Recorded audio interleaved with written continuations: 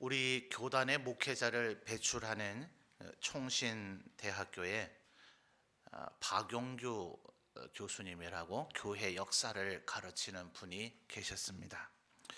이분이 이제 지금은 돌아가셔서 그 후에 오정현 목사님이 심우하고 계십니다만, 여러분 다 잘 아시는 서울의 사랑의 교회가 왜 부흥을 했는가, 그래서 그분이 사랑의 교회 이야기 이런 책을 쓰셨습니다. 그분 스스로가 전 세계의 2000년의 교회 역사를 많은 교회 역사 학자들, 교회 역사를 연구하는 학자들이 초대교회사, 중세교회사, 종교개혁사, 근대 교회사, 또 혹은 한국교회사 이런 책들을 많이 쓰셨죠. 근데 이미 2000년 동안 수많은 역사학자들이 그런 책들을 써냈는데도 이 박영규 교수님은 또다시 그들이 혹시 미처 발견하지 못한 것들을 추적하고 찾아내서 실제로 그 역사의 그 자료, 현지까지 찾아가고 또 어떤 그 도서관에 찾아가서 아주 오래된 고문서를 찾아내서 그것을 또 우리의 말로 번역하고 이렇게 해서 책을 내시는 분으로 좀 유명하신 분입니다.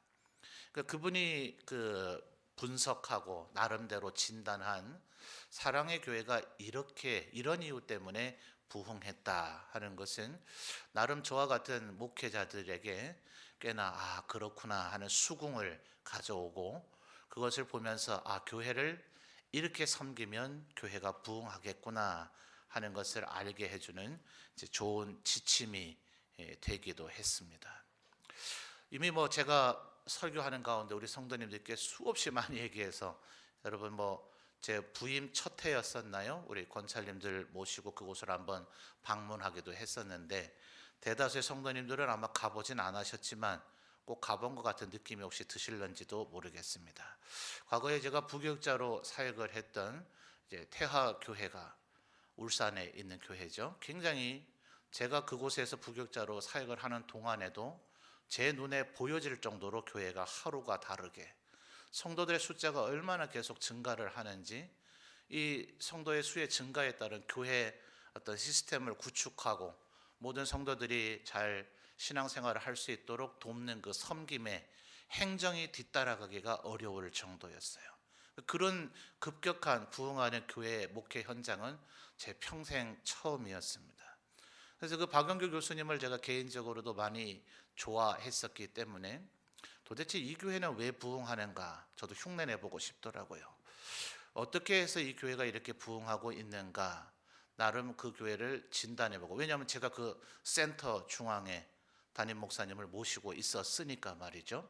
그래서 그것을 좀 연구하고 진단하고 책을 써보고 싶었는데, 제 나름대로 연구의 결과를 끝내기도 전에 그 교회를 이제 사임하고 제가 다른 교회로 가게 되는 바람에 결국 그 꿈을, 마음속의 바람과 소망을 이루지는 못했습니다. 근데 어쨌든 우리 교회에 와서 점천 제일교회를 섬기면서 그때 일들이 늘 생각이 납니다. 생각이 나고, 또 제가 여러분과 함께 지금 8년을 지내면서 이렇게 좀 해보십시다, 좀 이렇게 합시다 하는 것들은 사실은 본능적으로 그 교회에서 제가 보고 알게 됐던, 이렇게 하면 된다라는 것이 어느 순간 제 입에서 이제 나오고 있다는 것을 제가 이제 느껴지게 됩니다. 여러분, 우리 교회는 지금 어떤 상태입니까? 여러분은 느끼고 계시는지는 모르지만 제가 이곳저곳에서 많은 우리들에 대한 칭찬의 이야기를 듣습니다. 여름에 이제 한참 성경학교 수련회들을 하게 될 때에, 또 이번 주 토요일도 그렇겠습니다만 봄과 가을에 노회 주일학교 연합회의 행사로 가게 될 때에, 또 우리 153 축복 전도 운동들을 해내고 난 후에, 또 YMCA 우리 성가 합창제나 또 연합 부흥회를 하게 될 때에, 우리 지역에 계신 목사님들, 우리 같은 경서 노회 소속이든지 아니면 문경시에 있는 타교파 목사님들이든지 이런 분들이 점천 제일교회가 끊임없이 부흥하는 것 같습니다. 부흥한다면서요, 부응하고 있는 것 같네요. 뭐 이런 얘기들을 하는 것은 뭐 그나마 그렇게 보여졌는가 보다. 뭐 여러분들이 나가서 다 소문 냈습니까? 뭐 그렇게 그분들이 일단 느껴지니까 자꾸 그런 얘기를 하겠죠. 근데 다른 도시에 있는 분들은 도대체 무슨 얘기를 들었을까요? 전혀 우리 문경의 인근에 있는 뭐 상주나 예천이나 안동에 있는 분들이 그런 소리를 하면 좀 이해가 되겠는데, 대구나 부산이나 서울에 있는 분은 도대체 누구에게 뭔 얘기를 들었길래, 아마 그냥 덕담인가, 그냥 인사말인가, 그냥 사실을 진실을 모르는 채 그냥 하는 소리인가 싶기도 하면서, 저도 제가 우리 교회를 바라보는 게 있잖아요. 여러분 어때요? 우리 교회 부흥하고 있습니까? 그렇게 보여집니다. 제가 볼 때는. 물론 어느 교회가, 이 지상의 교회가 완벽한 교회가 어디 있겠어요. 우리는 우리 구성원들이기 때문에 우리들의 현실을 너무나 잘 알고 있는지라, 여러분이 아마 이런 얘기를 들을 때 우리의 마음속에는 그래도 우리에게 이런 약점이 있는데, 이런 아쉬운 부분이 있는데, 이런 고쳐야 할 부분들이 있는데 하는 생각들도 동시에 떠오를 겁니다. 그러나 우리 교회에도 다른 교회가 없는 많은 장점들이 있다는 사실들을 우리 성도님들이 좀 기억하셨으면 좋겠습니다. 교만하지는 말아야 되겠지만 자부심은 좀 가지셔도 이제 될 만합니다. 여러분, 그렇다면 우리 교회는 도대체 어느 곳에서 부흥의 그 원인이 있을까요? 저는 오늘 이 저녁 헌신을 다짐하는 우리 권찰님들의 수고가 그 가운데 아주 중대한 축을 차지하고 있다고 저는 믿습니다. 여러분도 동의가 되어지십니까? 여러분 한번 생각을 해보세요. 목사는 늘 노출되어 있잖아요. 그러니까 뭐 제가 칭찬은 많이 받습니다. 사실 수련안에 성경학교를 하게 되면 우리 교사 선생님들 칭찬을 받습니다. 153 축복 전도 운동하면 우리 교회 전체가 뭐 칭찬을 받습니다. YMCA 성가 합창제를 하게 되면 우리 찬양위원회 산하의 찬양대나 또 비파수금 관현악단 단원들이 뭐 직간접적으로 본인이 직접 들으지는 못하셨을지는 모르지만 칭찬을 받습니다. 근데 어떤 면에서는 정말 칭찬과 격려에서 실제로는 정말 많은 고생과 수고를 하고 계시는데도 불구하고 칭찬과 격려를 잘 받지 못하는 분들이 우리 권찰님들이 아닌가, 그런 생각을 해봅니다. 바로 여러분들의 헌신 때문에 우리 교회가 지금 이렇게 은혜 가운데 부흥하고 성장하고 있는 줄 믿습니다. 여러분 뭐 예배 시간이라서 지금 마음 같아서는 그냥 우레와 같은 박수를 좀 쳐드리고 싶기는 한데, 아직 우리 성도님들 정서에 예배 시간에 그렇게 하는 건 좀 와닿질 않으시죠? 그럼 마음속으로 많이 기도해 주시고 격려와 칭찬을 해주시는 우리 성도님들 되셨으면 좋겠습니다. 오늘 우리가 이 바울 사도가 한 말을 통해서 또 앞으로 더더욱 히딩크 감독의 그 말 참 좋아합니다. 히딩크가 뭐라고 얘기했죠? 나는 아직도 배가 고프다. 절대 오해하지 마십시오. 개 목사가 그래서 살찐 건 아닙니다. 아직도 히딩크가 배가 고프다 한 것처럼 저는 우리 교회가 이것이 끝이 아니었으면 좋겠습니다. 아마 오전에 우리 대표 기도를 해줬던 장로님 중에 한 분이 1부, 2부 예배뿐만 아니라 3부 예배까지 드릴 수 있는 교회가 되도록 하나님 축복해 주십시오, 이렇게 기도하셨습니다. 아멘입니까? 여러분 계속해서 우리 교회가, 왜냐하면 우리 교회 뭐 커서 자랑하자 이거 아니고요, 우리 교회가 뭐 남들에게 칭찬받자 이런 게 아니라 우리가 발을 디디고 살고 있는 이 문경 점촌 땅에 아직도 하나님을 모르는 분들이 너무나 많기 때문에 그렇습니다. 그래서 우리들이 그 사역을 감당해야 될 때에, 여러분 지금 바울 사도가 이 편지를 어디에 보냈습니까? 데살로니가 교회에 보냈죠. 여러분 1장 3절로 우리 거슬러 가서 한번 좀 보죠. 1장 3절입니다. 여러분 같이 한번 읽어주세요. 시작.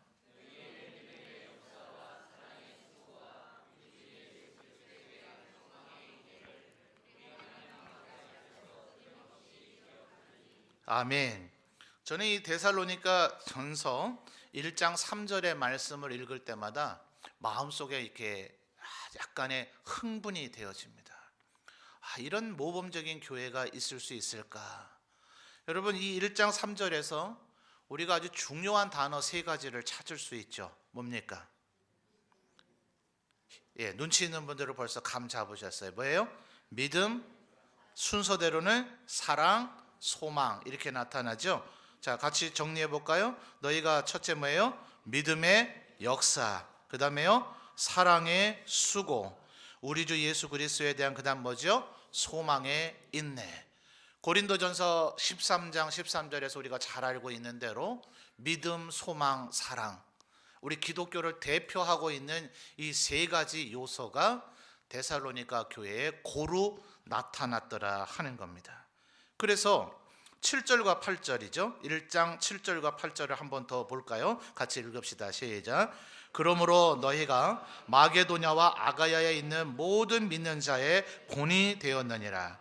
주의 말씀이 너희에게로부터 마게도냐와 아가야에만 들릴 뿐 아니라 하나님을 향하는 너희 믿음의 소문이 각처에 퍼졌으므로 우리는 아무 말도 할 것이 없노라. 아멘. 자, 무슨 얘기인지 이해되세요? 데살로니가 교인들이 얼마나 말씀대로 믿음대로 살았는지 마게도냐, 아가야, 정말 온 동네에 이 데살로니가 교회에 대한 소문이 나고 칭찬의 소리가 들렸더라 하는 겁니다. 그런데 여러분, 아이러니하게도 사도행전을 보면 바울 사도가 한 도시에 체류했던 기간이 가장 짧은 곳이 이 데살로니가입니다.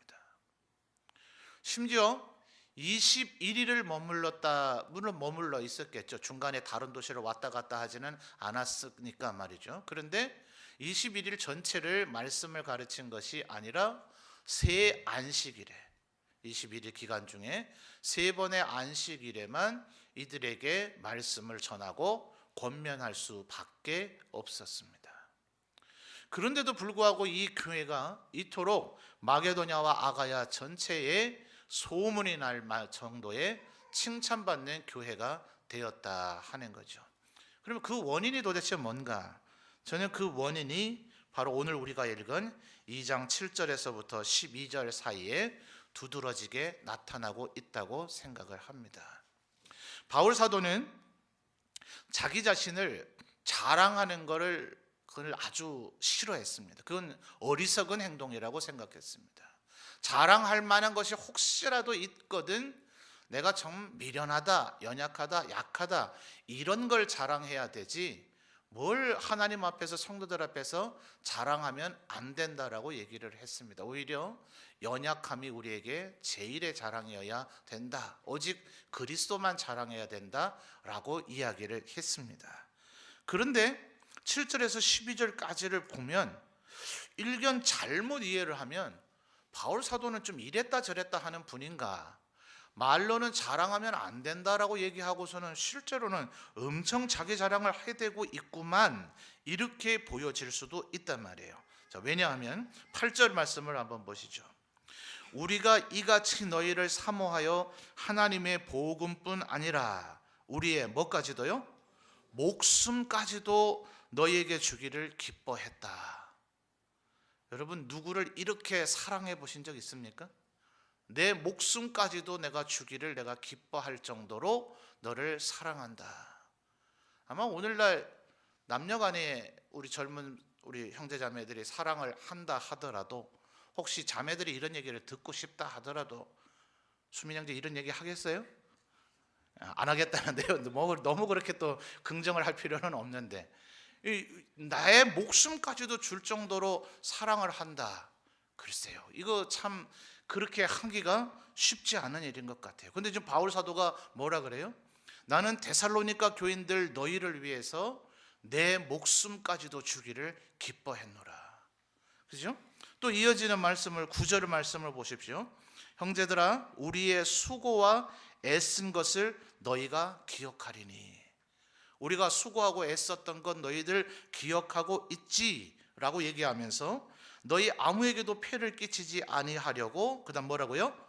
밤낮으로 일하면서 너희에게 하나님의 복음을 전했다. 이렇게 얘기하고 있는 거죠. 10절에서는 심지어 뭐라 그럽니까? 우리가 너희 믿는 자들을 향하여 어떻게, 그 다음 뭐라 얘기하죠? 거룩하고 옳고 흠없이 행하였는지에 대하여 너희가 증인이고 하나님도 그러하시다. 내가 바울 사도가 내가 지금 거룩하고 옳고 흠없이 행했다. 어떠세요, 여러분? 바울 사도가 좀 자랑하고 있는 것 같아 보이지 않습니까? 그는 분명히 자랑하는 것은 어리석은 거다. 그거 옳지 않다. 하나님 앞에서 오히려 연약하다고 인정을 해야 된다. 그래야 그리스도가 우리 안에서 역사하신다. 그리스도만을 오히려 자랑해야 된다라고 고린도 후서에서 그렇게 강변했던 바울 사도가 왜 이런 얘기를 할까요? 이 얘기를 정말 지금 저는 정서적으로 분명히 바울 사도 뭐 이러시나? 자랑하면 안 된다 해놓고 이렇게까지 자랑하는 사람이 어디 있는가? 이렇게 보여질 수 있단 말입니다. 실제로 바울 사도는 그런 비방을 받을 때도 있었습니다. 바울 사도 굉장히 똑똑하고 지혜로운 분이죠.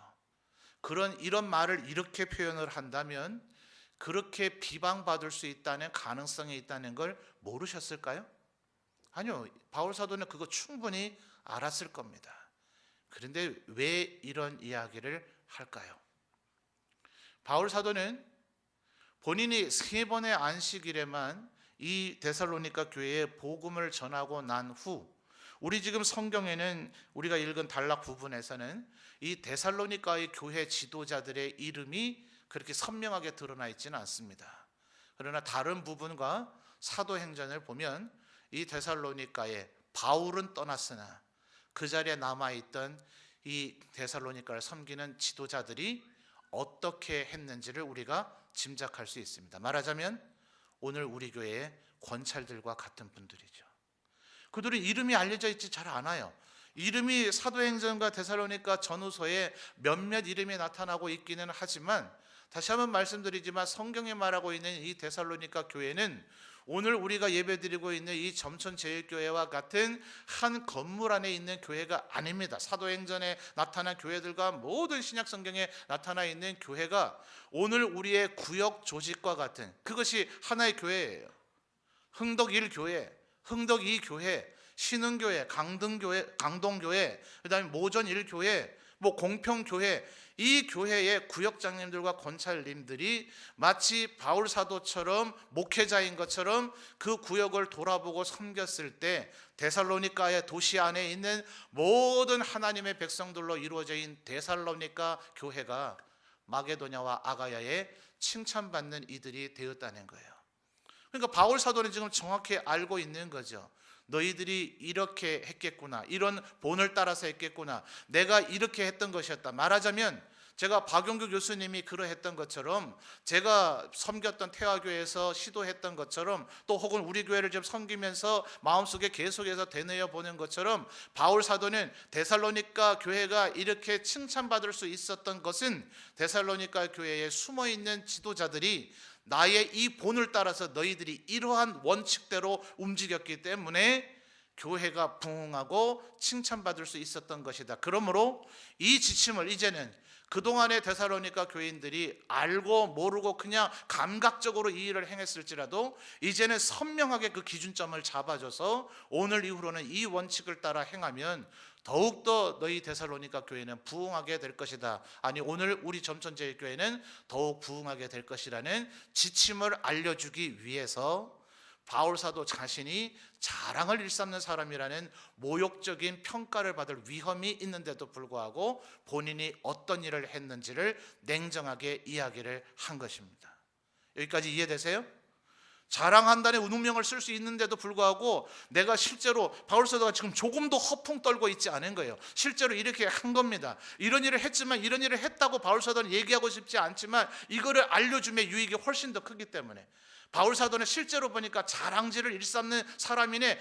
좋아. 차라리 그런 누명을 받을지라도 데살로니가 교회 너희 지도자들, 혹은 또 다른 고린도, 빌립보, 에베소 모든 교회 지도자들, 또 혹은 오늘 우리 점천제일교회 지도자들이 이렇게 성도들을 돌아보고 섬기면 하나님의 교회는 날이 갈수록 부흥하고 성장하는구나라는 걸 알려줄 수만 있다면 내가 그까지 모욕 좀 당하는 건 아무 상관이 없다라는 것이 바울 사도의 마음이었기 때문에 이 원칙을 지금 알려주고 있는 것이다 하는 겁니다. 그러므로 사랑하는 우리 권찰 여러분, 그리고 우리 교회의 수많은 리더들, 각 부서를 섬기시는, 전도회를 섬기고 또 모든 그룹을 섬기시는 리더들, 우리들이 이와 같은 모습을 가져야 되어질 줄 믿습니다. 여러분, 7절 말씀을 보면 바울 사도가 성도를 섬기는 마음의 자세로서 가장 마음에 두고 있는 것이 뭡니까? 하반절에 자기가 사도로서 마땅히 권위가 있지만 그 권위를 주장하지 않았다고요. 여러분, 권위가 있는 것과 권위주의자는 다르죠. 그렇죠? 권위주의자는 뭡니까? 자기가 권위가 있다는 걸 자꾸 드러내요. 내가 이래봬도 목사야 이렇게 구는 거예요. 나한테 이렇게 해줘야지 이런 얘기를 어떻게 자기 입으로 그걸 할 수 있는지 모르겠어요. 그렇게 하는 겁니다. 근데 권위 있는 자는 어떻습니까? 절대로 그런 얘기를 하질 않습니다. 예수님의 모습을 닮아가는 거죠. 주님 뭐라고 얘기하셨습니까? 내 나라, 하나님의 나라는 누구든지 크고자 하는 자는 섬기는 자가 되어야 하리라. 바울 사도가 지금 그 원리를 따르고 있는 거죠. 사도로서 마땅히 권위를 주장할 수 있지만 도리어 너희 가운데서 어떤 사람이 됐다고요? 유순한 사람이 되어서. 어떤 사람이 유순한 사람입니까? 우리들의 어머니가 그러하죠. 애가 밥을 남겨도, 반찬이 짜다고 그래도, 오늘은 왜 이렇게 싱겁게 했냐 그래도, 맛이 없다 그래도, 남편에게도 그러하고 자녀에게도 그러하죠. 끊임없는 사랑을 가진 이들이 어머니죠. 제가 동의는 되지 않지만 어떤 사람이, 이건 이제 기독교인은 아닌 것 같아요. 다른 종교인이니까 이런 표현을 썼겠죠. 우리 하나님은 전지전능하실 뿐만 아니라 무소부재하시죠. 그렇죠? 존재하지 않으시는 곳이 없으시죠. 그런데 타 종교의 인이 이런 아마 표현을 쓴 것 같아요. 신이, 그가 얘기하는 신은 우리가 믿고 있는 여호와 하나님이 아니죠. 신이 어느 곳에나 있을 수 없어서 신은 이 땅에 어머니를 보냈다. 조금 어떠세요? 무슨 얘기를 하고자 하는 건지는 충분히 이해가 되죠. 어머니의 그 사랑은 마치 하나님의 사랑을 흉내내는 것과 같다. 말하자면 그런 표현 아니겠습니까? 우리 하나님은 굳이 어머니를 보내셔야 할 필요가 없이 우리 마음속에도 늘 계시고, 우리 곁에 늘 계시고, 어느 곳에나 계시고, 우리 모든 성도들에게 늘 함께 하시는 하나님이시죠. 근데 그 하나님의 사랑을 가장 표면적으로 대변해 줄 수 있는 존재가 누군가? 그게 어머니라는 거예요. 근데 여러분, 바울 사도의 이 표현을 보십시오. 저는 이 2장 7절의 표현을 볼 때마다 와, 바울 사도 정말 대단한 문학적 어떤 표현력이 있는 사람이다. 자, 하반절에 뭐라 그럽니까? 유모가 자기 자녀를 기름과 같이. 여러분, 유모가 뭐 하는 사람이에요? 돈을 받고 다른 집의 아이를, 주로 주인집이거나 부잣집이거나 대단한 사람 집의 아이를 젖을 먹어 키우는 사람이죠. 그러면 그 집의 아이를 젖을 먹이기 위해서 그 집에 가 있을 수밖에 없죠. 그때 젖이 나오고 계시다는 것은 본인도 아이가 있다는 얘기 아닙니까? 본인 아이는 지금 돌볼 수 있어요, 없어요? 자기에게 들쳐 업고 가서 유모 역할을 하는 사람이 어디 있어요? 자기 아이는, 정작 자기 아이는 자기 집에 두고, 물론 돈 받고 하는 일이긴 하지만 남의 집의 아이를 지금 젖을 먹이고 있으니 그 아이가 배불리 먹을 때마다, 내 젖을 빨아 먹을 때마다 그 어머니는 누가 생각날까요? 내 자식 생각나죠. 어쩌면 하루 종일 주인집이든 돈 많은 그 집이든 권세 있는 자의 집이든 유모의 역할을 하게 된 그 집의 아이를 하루 종일 돌보고 나서 몸과 마음이 다 지친 채로 집에 돌아와 보니 하루 종일 엉엉 울고 있었던 내 아이를 보게 될 때 어떤 마음이 들까요? 어쩌면 이미 낮에 돌보는 아이의 젖을 먹이느라 이미 젖은 다 나와서 정작 내 아이를 먹이고자 할 때 젖이 안 나올지도 모르죠. 그 유모가 자기 자녀를 기름같이. 여러분, 이렇게 누군가를 섬긴다면 정말 능력의 변화가 일어나지 않겠습니까? 그러니까 8절에서 얘기하는 것처럼 목숨까지도 너희에게 주기를 기뻐했다. 왜 그럴까요? 8절 상반절을 보니까 우리가 너희를 이같이 뭐 했어요? 사모하여 하나님의 복음뿐 아니라 우리의 목숨까지도 너희에게 주기를 기뻐함은 너희가 우리의 뭐가 됩니까? 사랑하는 자가 되었기 때문에 그렇다는 거죠. 사랑이라 하는 것은 여러분, 자녀가 여러분에게 갓난아이 때 어마어마한 효도를 행했기 때문에 그 아이를 사랑합니까? 태어나자마자 그 아이가 어머니 저를 낳아주셔서 감사합니다라고 큰절이라도 했나요? 사실 실상 생각을 해보면 요즘 우리 젊은 세대들 보니까 출산하고 나면 아마 예전 어머니들도 그러셨겠죠. 그러셨는데 그게 그건지도 모르시고 힘든 세월을 그냥 살아오셨을 거예요. 출산하고 나면 우울증에 시달린대요. 육아를 하다 보면 또 우울증에 시달린대요. 사실 그 아이는 그 어머니의 입장에서 볼 때는 건강을 상하게, 몸과 마음을 상하게 할 정도로 대단한 부담감을 주고 있는 존재이죠. 그런데도 불구하고 어머니는 자기 몸과 마음을 상하면서까지 늘 엉엉 울면서까지도 아이가 울면 기저귀를 갈고, 아이가 울면 젖을 먹이고, 아이가 울면 아이를 목욕을 시키고 아이를 늘 품에 안고 있습니다. 왜요? 오직 이유는 하나, 그 아이를 사랑하기 때문에. 그 아이가 뭔가 어머니에게 뭔가 한 것이 있는 게 아니고 보답을 한 것이 있는 것이 아닌데도 불구하고 오직 하나, 이유는 그저 그 아이를 사랑하기 때문에. 이것이 유모가 자기 자녀를 기름과 같이 마치 어머니의 모습으로 바울 사도가 데살로니가 교인들을 사랑했고, 또 데살로니가인들의 지도자들이 그 데살로니가 교회 성도들을 사랑했기에 데살로니가 교회는 이와 같이 아름답고 소문난 칭찬받는 교회가 되어졌는 줄 믿습니다. 우리 교회 권찰님들이 지난 우리 기독교 연합회에서 부흥회를 하는 교회 그 우리 강사 목사님, 박은조 목사님 은혜 샘물교회는 젊은 사람들이 참 많다 그러잖아요.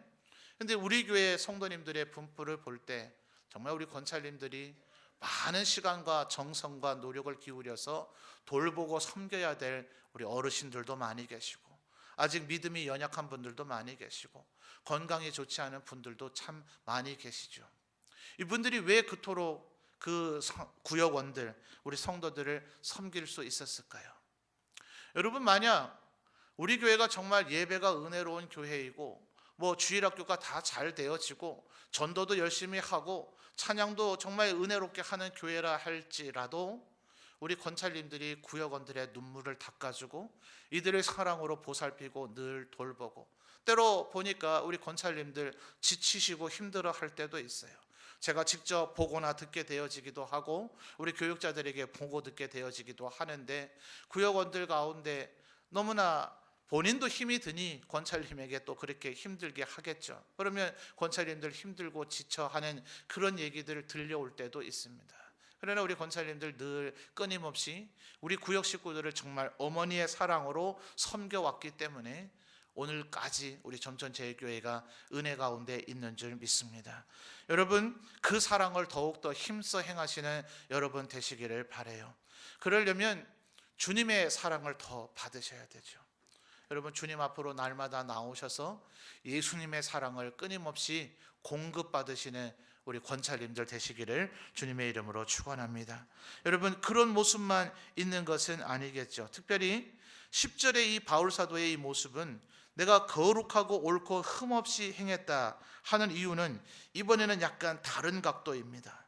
11절에서는 이제 뭐라고 얘기합니까? 아버지가 자기 자녀에게 하듯 권면하고 위로하고 경계하노니. 왜 그럴까요? 그렇게 하는 이유가 12절에 이는 왜냐하면이라는 뜻으로 나타나죠. 너희를 부르사 자기 나라와 영광에 이르게 하시는 하나님께 합당히 행하도록 하기 위해서요. 보편적으로 일반적으로 아버지들은 좀 엄하죠. 다 그러신 건 아니겠고 정도 차이는 다 있겠습니다만, 근데 여러분, 여러분의 아버지가 엄한다 한들 그 아버지가 남에게도 엄한가요? 평가가 사뭇 다르지 않던가요? 여러분의 아버지에게서 그런 경험을 해보셨는지는 모르지만 내가 집 안에서 경험한 내 아버지는 정말 엄격하고 때로는 정말 잔인할 정도로 너무 나를 힘들게 하는 그런 분인데, 다른 사람들은 내 아버지를 평하기를 인자하신 분이다, 온화하신 분이다. 그럼 속으로 뭐라 그래요? 니들이 몰라서 그렇지 이러잖아요. 왜 이런 차이가 발생할까요? 아버지는 정녕 자기 자녀를 사랑하지 않는 걸까요? 여러분, 자식은 부모의 영광이다 하는 말이 있죠. 자식이 잘 되면 그것이 부모의 기쁨이고 자랑이고 그것이 면류관이잖아요. 내 자녀들이 어떻게 하든 잘 되게 하기 위해서, 정말 바른 길, 옳은 길로 가도록 하기 위해서, 이 세상에서 정말 꼭 필요하고 그런 존재가 되기 위해서, 여러분, 아버지들은, 물론 어머니도 그러시겠지만 아버지들은 때로 엄격하게 자녀들을 대하곤 하는 줄 압니다. 그 엄격하게 대함이 과연 아버지의 그것이 희열이 될까요? 기쁨이 될까요? 아니죠.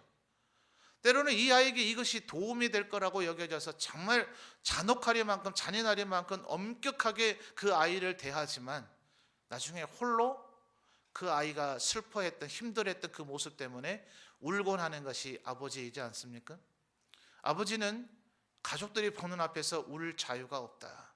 어떤 사람이 그런 얘기를 하더라고요. 아버지는 가족 앞에서 힘들어 할 자격이 없다. 그렇게 하면 안 된다. 왜요? 그 흔들리지 않는 굳건한 모습을 보여줘야만 되기 때문이죠. 어쩌면 바울 사도는 데살로니가인들에게 10절 하반절의 마지막 11절 하반절의 마지막 얘기하는 경계하듯이, 여러분, 권면하고 때로는 위로하고 그러나 경계하는 모습들도 있었을 것입니다.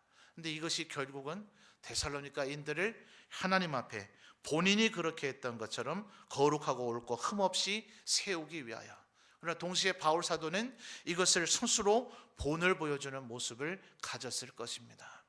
그래서 오늘 헌신을 다시 한번 다짐하는 우리 권찰님들, 다시 한번 주님의 이름으로 여러분을 축복합니다.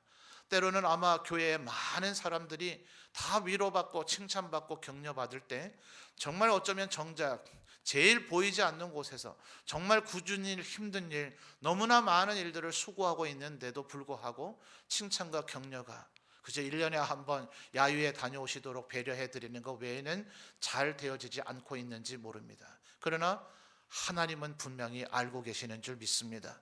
그리고 여러분이 하나님 앞에 서게 됐을 때 하나님께서 반드시 칭찬해 주시고 보상해 주실 줄 믿습니다.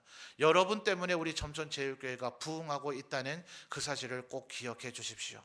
그리고 지금 그렇게 하셨던 것처럼 때로는 어머니의 모습으로, 때로는 아버지의 모습으로 여러분의 구역의 식구들을 섬겨 나갈 때 구역이 든든해야, 구역이 평안해야, 구역이 은혜 가운데 있어야 우리 점천제일교회는 진정으로 부흥하고 그것이 우리 교회 부흥의 진정한 의미가 되어지는 줄 믿습니다. 더욱더 하나님 앞에 이 사명 주신 것을 기억하며 바울 사도의 본을 따라 어머니와 같이, 때로는 아버지와 같이 구역 가족들을 섬겨나가는 우리 모든 권찰님들이 되시기를 주님의 이름으로 부탁을 드립니다.